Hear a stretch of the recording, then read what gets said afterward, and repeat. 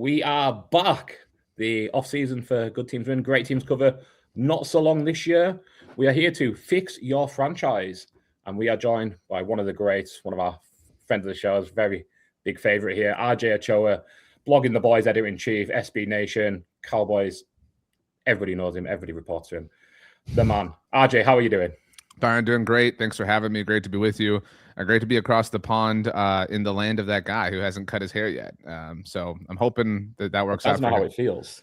Well, not you. I mean, I'm talking about the Man United lad. Yeah, the United strand, right? Yeah. So I'm a United supporter myself. So I was a bit bummed for him, but the team's doing great. So whatever. Yeah. But the Cowboys, on the other hand, well, no, I don't know how I feel. I'll feel better at the end of this, I suppose.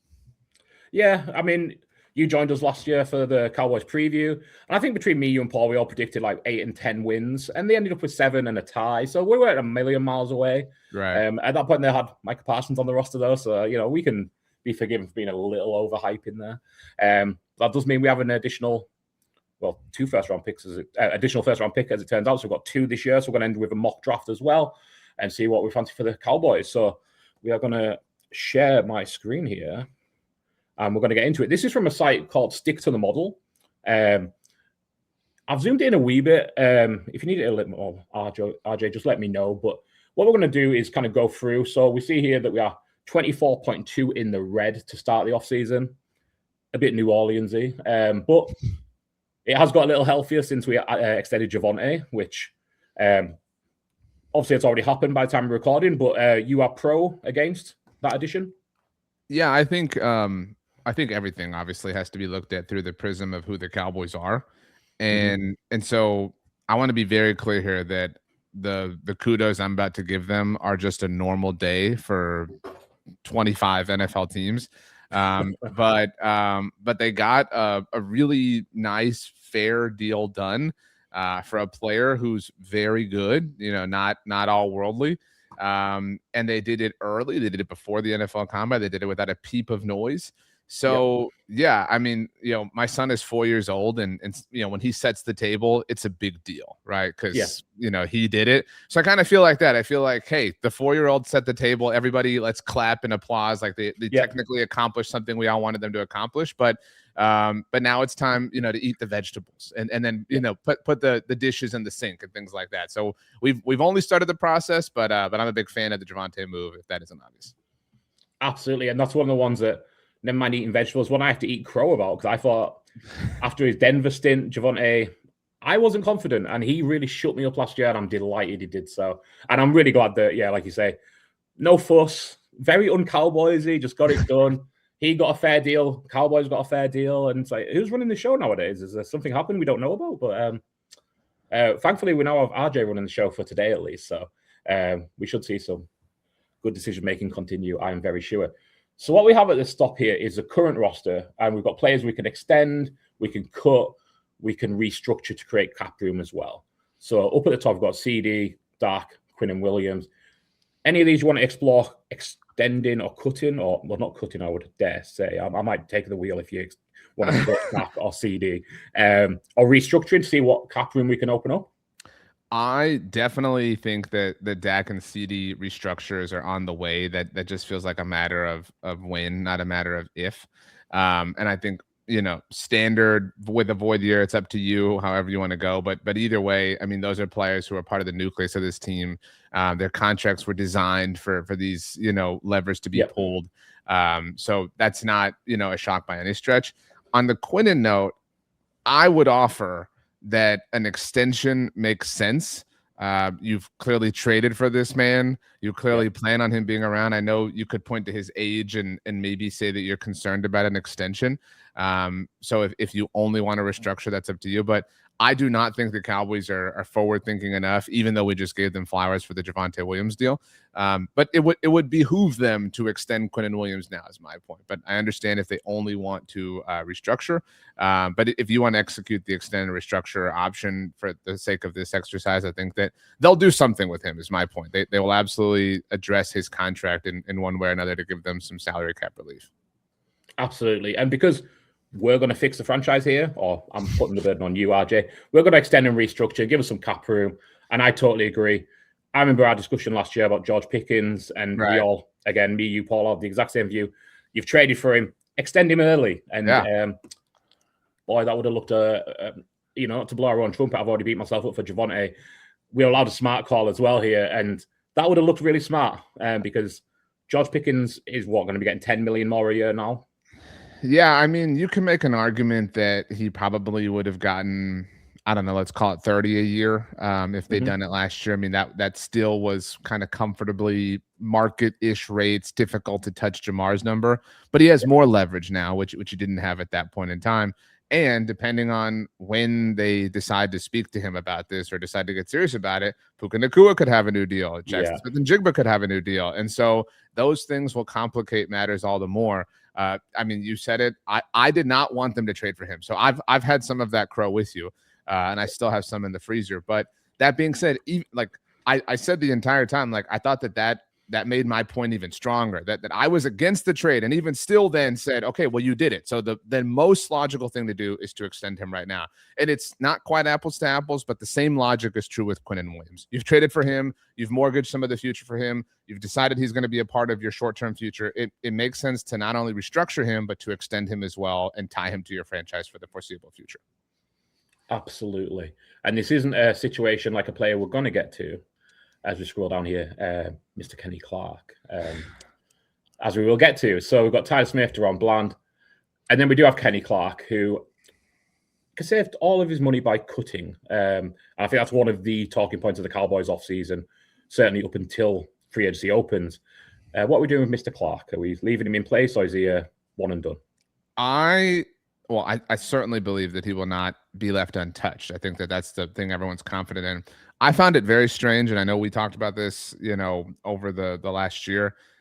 In the initial aftermath of the Micah trade, ESPN reported that one of the things the Cowboys loved about Kenny Clark was that they could cut him this offseason. And I found that to be hysterical, that was good. Like one of the selling points of the trade.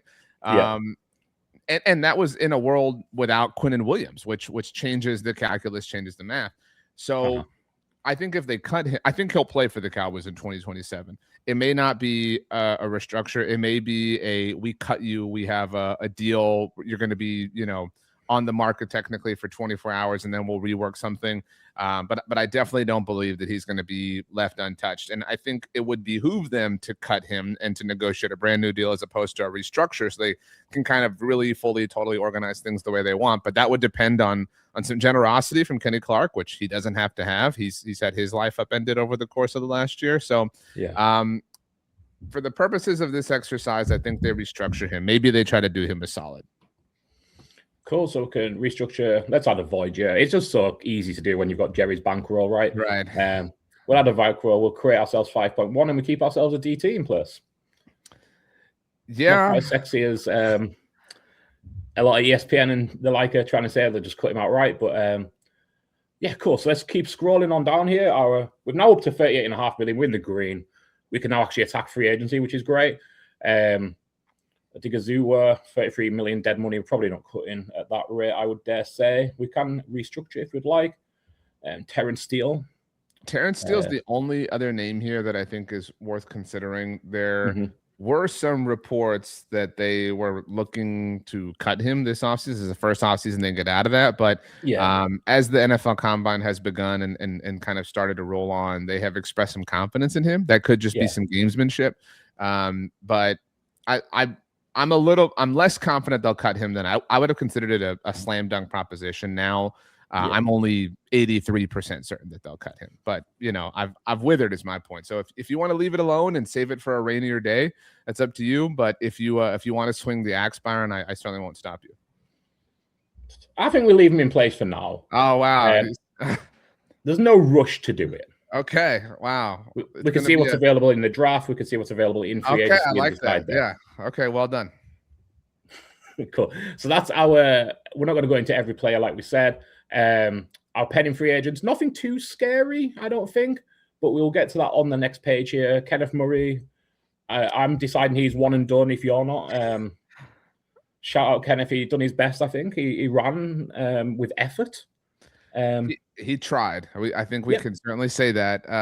That's one of those things that Look, I'm not going to defend the way he played, but I do not grade that as a failure because the Cowboys, they traded day 3 comp picks for him, for Kyrie Elam, for Joe Milton. I'm totally fine with that. Like play your lotto ticket. Swings. Yeah, exactly. Like, and if it works out, awesome. If it doesn't, no harm, no foul. Like, I would have much rather rolled those dice than, some random corner out of Wichita State. You know what I mean? So it didn't work out, and that's okay. We're all adult enough to accept the reality of it. And he did eat a ton of snaps. Like, yeah, I mean, not necessarily all great, but when Right. you're batting at that low of a rate in the draft, like you say, if you got a 7th round pick to come in and play, 75% of your defensive snaps, you'd think, well, it might not have been great, but you've probably hit on a draft pick there.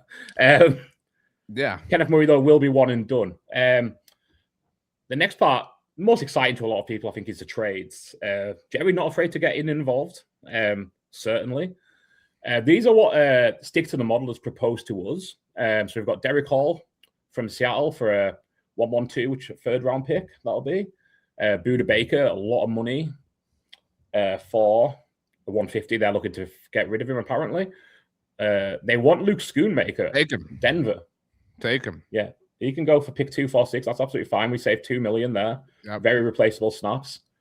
Blake Cashman from the Vikings for a 3rd rounder. He's a great Madden player. I don't know how much you dive in, but he's got like one of the, I'm being completely serious here. He has like one of the top 5 like best speeds in Madden. So like, oh really? Like if you hack Madden a little bit, like you really don't need you don't need like high overalls. You just need really fast players, and they'll pick off all the passes. So I run a connected franchise with my cousin, and so every year, like again, there are certain dudes that you just want to go get that are not great players, but they're great to have in a video game. So like one of those.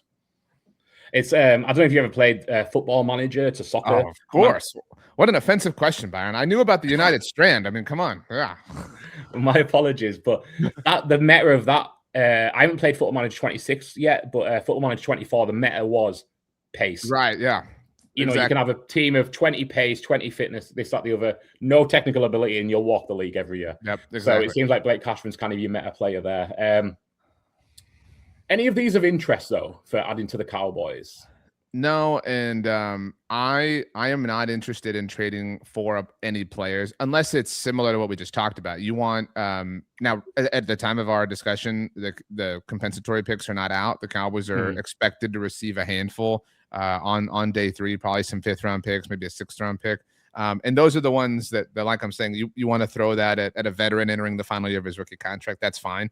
And I encourage that. But obviously, some factors and variables are still to be determined. Absolutely, yeah. And I love a draft day trade as well. Like, you're waiting for the Cowboys' 5th round pick coming in, and you're like, oh, wait, a player that I've actually heard of, and he's a useful contributor. Why is he available? But it beats sending the 4th for Trey Lance or Jonathan Mingo. No offense, Jerry, if you're listening. Not the best. Cool. Let's move on to free agency then. So we have our RFA tenders, and this is what they've defaulted us to here. So TJ Bass, a 2nd round tender, comes in at 5.8 for the year. Brock Hoffman, restricted rights, $3.5 million. Brandon Aubrey. That's so with all due respect to TJ Bass and Brock Hoffman, they're valuable interior lineman depth. I think they'll get kind of bare bones, basic levels of tenders. I don't think the Cowboys will, even climb as high as 2nd round picks for them. Yeah. They just won't risk losing them. The Brandon Aubrey thing is very interesting. And I actually just saw, as you said it out loud, so I don't know exactly when this is airing, but we're in the middle of some drama with Brandon Aubrey. The Cowboys are. I'm sure you've seen the reports that the Cowboys have an offer out to make him the highest paid kicker in the NFL. That he reportedly wants $10 million a year, which is a significant jump from the current top of the market, Harrison Butker. He's at 6.4. And what I was saying, I just saw Brandon Aubrey's wife, Jen Aubrey is her name apparently. I didn't know that, admittedly. But she shared that is false, that the Cowboys have an offer to make him be the NFL's highest paid kicker. So, a little contentious, but that's the way these things go. I actually think the shrewdness from the Cowboys here is wise, all due respect to Brandon and Jen, I suppose. I think that I think a second round tender is probably how this goes, and I don't Yeah. think anyone goes near it. And I think I think generally the second round tender is a bit disrespectful, but in this case, like that really helps Brandon Aubrey out. And so Absolutely. I think you figure that out, and if you get a long term deal done, great. But if not, you've got that to fall back on. Absolutely. And is there anything more Cowboys than even a contract extension for a kicker gets family involvement and drama in February? It is beautiful. I do think though, I mean, my perception, my 2 cents are this is, every contract, issue in the past has had camps on both sides. You've had the pro Dak, the anti Dak, pro CD, et cetera, et cetera. This is pretty one-sided. I think, most people have felt in the last 24 hours in terms of when we're discussing this, like, okay, Brandon Aubrey is ridiculous for asking for $10 million a year. And so I kind of feel for him in the sense that he's the one that everybody finally decided to side with the front office on. So that's got to suck that not many people have his back. Yeah, kickers are people too, right? Right. And Jin certainly agrees.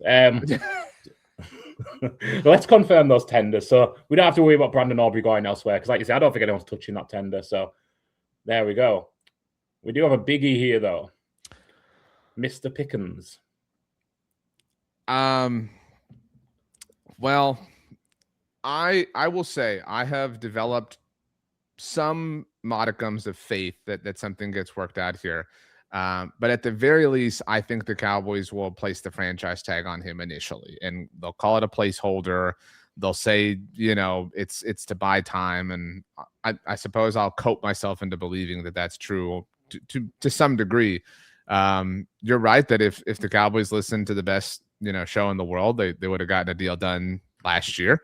But I think you're right that this is, I appreciate the endeavor to fix the Cowboys, but I do think a sense of realism is necessary with an exercise like this. And I think the initial move will be to franchise tag him, and whether or not a long-term deal gets worked out remains to be seen. But I think that's ultimately how they go.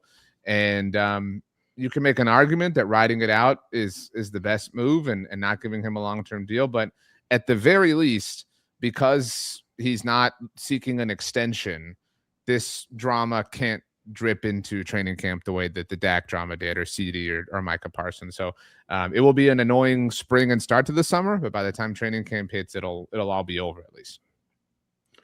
Totally agree. Yeah, I think the franchise tag, and again, it just feels so Dallasy that we'll tag him, and come July 29th, I think was my prediction, we'll have a cryptic tweet from Pickens or an Instagram story of, I got my back even if no one else does, something along those lines. I'm putting it as July 29 as my over-under, maybe a week into when camp should have opened. So that's my guess.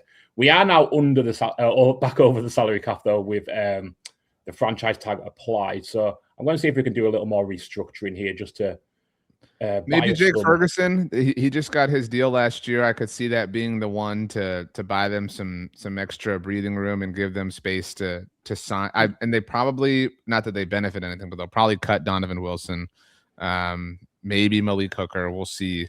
Some of that obviously would depend on what they do in free agency. I know that's obviously to come, but that's that might make sense on some level. Absolutely. So that gets us 10 million. We've cut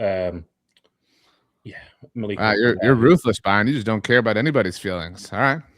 Well, his name is Hookham. Well, he's Hooker. Well, he's got hooked. So I'm sorry, Malik. You might come back. We'll see. Our free agents, though. So we've got Jadeveon, and I think we know Jadeveon Clowney isn't going to sign until August the 20th with somebody. Yeah, this is one. He's not signing in February. I do not feel as gung-ho about this as a lot of Cowboys fans. Like, you're right. If they want to bring him back, at training camp, cool. But I will not be upset with them whatsoever if he leaves elsewhere. To your point, he's not signing anywhere, for the next 6 months. Mercenary Hall of Famer, Jadeveon Clowney. Signs in August, doesn't do training camp, gets 7 sacks. Great. I love it. It's maybe not what his career we anticipated as a number 1 overall pick, who was going to be the dominant pass rusher of his generation, but he's been a really good player for everybody. So, I'm not interested in him as part of the market. Dante Sam Williams, are we interested in looking to re-sign? there's nobody. I really think you're going to struggle to find someone that unless they want to play for free. Cool. There's nobody here that I feel particularly. Maybe they bring Dante Fowler back, like if they just are trying to hedge their bets, type thing. And again, some of that depends on external free agency, but none of these players are really worth freaking out about. They did talk about Sam Williams getting an extension right after trading Micah Parsons, but that didn't happen. And he's been a bit of a headache for them at times, so I can't see him coming back personally. Totally agree, and totally agree on your assessment of these players as well. I think Dante Fowler might be a June signing as well again. Right. Hitting that mercenary time of his career. And yeah, I totally agree that, Jalen Talbot's not expensive, but I think his time's maybe passed on the Cowboys as it is. So let's scroll down.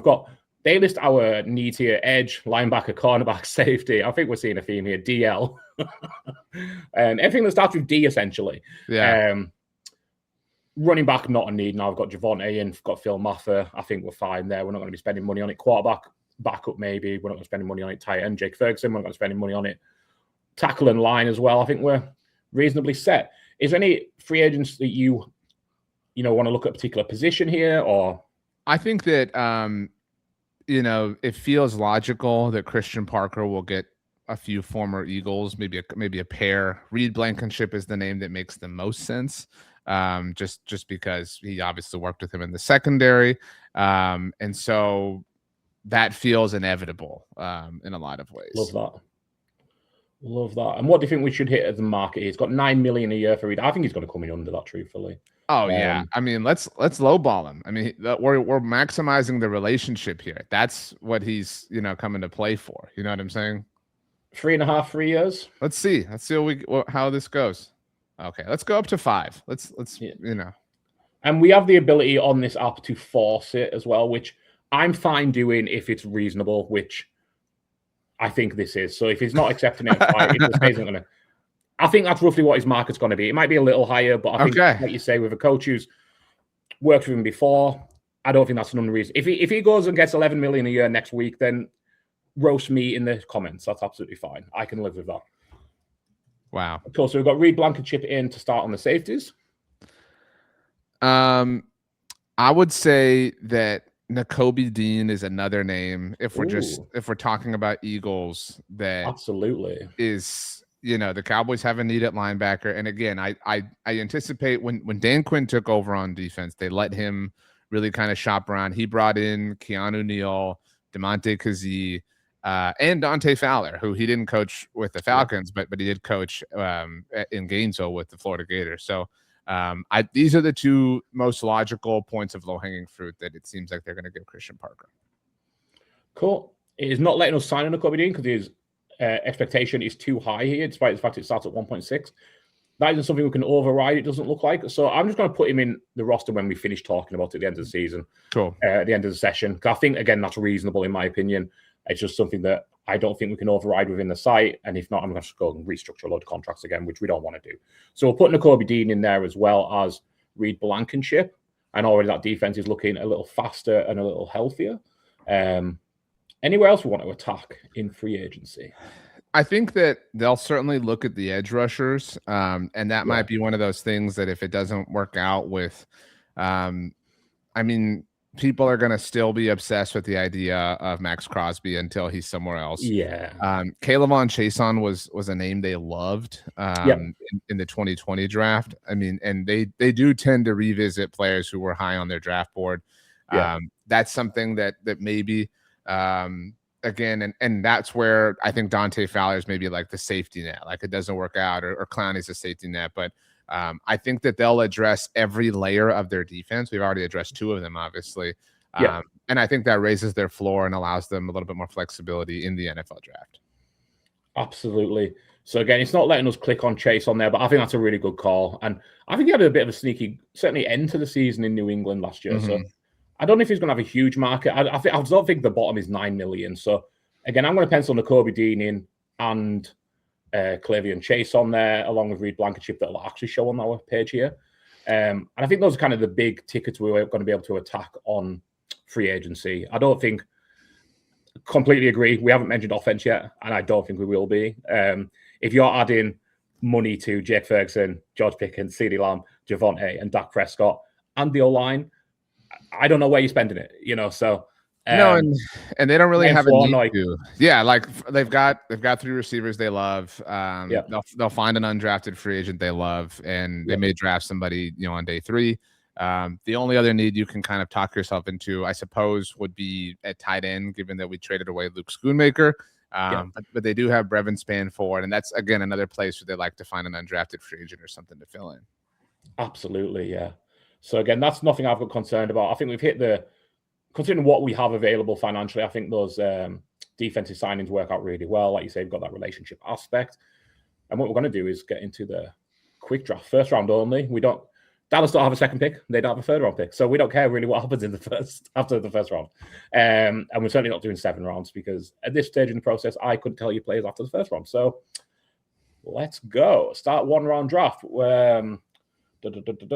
will start. And we will have the option of trades as well. Let's just start and see Mendoza go. Tate at number 2. Okay. Not sure how excited Jets fans would be with that, but I'm certainly getting a weapon. So our options here, we're not going to take Tyson or Makai Lemon, I don't think. Well, I'm a Sun Devil, so that really bums me. It would be difficult to say no, to be honest. But that's one of those things, like if they tagged and traded George Pickens, then that really does become an option. And I mean, to have him, I wanted Cam Skadaboo so much last year, but to have George would be amazing. But in this specific situation, it obviously doesn't make sense. Delane Styles a faller. Yeah, Delane is somebody who's been mocked a lot, but I think the most popular name that's mocked at the Cowboys at 12 right now is Sonny Styles. And even though you penciled in Nakobe Dean, they also can't necessarily rely on DeMarvion Overshown just from a health perspective as much as they want to. So I think that he really comes in, he really raises the floor of the defense overall. In a perfect world, I think they trade back because you do have options here. I mean, there's a number of options I like. Let's see here. The Denver offer is tempting, but that's a far. See, like I would love to jump out of the first round entirely with once, obviously, because the Cowboys don't have a second or third round pick. And so in that respect, I think Minnesota's offer is not bad because I don't have to move too far back. In fact, Minnesota is kind of where I'm leaning. But I'm curious what you think. You're my lieutenant here, Brian. To me, it would be the Rams or the Vikings because I think there's a really good chance you get Sonny Styles at 13. My only thing about the Rams pick is, and this is my approach with mocks, that feels unrealistic. Like you just never get somebody climbing one spot. You know what I mean? So to marry it with realism, that's why Minnesota. That particular offer makes the most sense to me. Well, let's do it. We'll take the Vikings. We'll move down to 18, and they moved up for Delane. There's Sonny Styles off the board. Okay. Proctor, one of the most interesting players, I think, in the draft. Yeah. Huge O tackle, just goes before us. That's absolutely fine. Makai Lemon's still on the board. I wasn't really anticipating that, but again, not really a need. But I definitely agree that, if you get a second-round pick for George Pickens and you don't have to pay him and you can add Lemon to the unit, I'd certainly be intrigued by that. Peter Woods, beast D tackle. Yeah, let's scroll down a little bit here. Let's see our other options. Let's scroll down a lot, not all of them. We got a little bit sniped. I mean, that's okay. That's why we do. It's a risk. That's why we do these exercises. Let's scroll down. Let's take a look at the corners, if we may. This is corners entirely. And so where did Jermod McCoy go? Oh my gosh. Bengals. Wow. Okay. Well, I have seen a fair bit of action with Colton Hood being the prize that you settle for. I don't love this as much as some opportunities, but given that we get to pick twice in 3 picks here and we've picked up capital for the next day, let's go ahead and let's look at edge rushers real quickly if we may.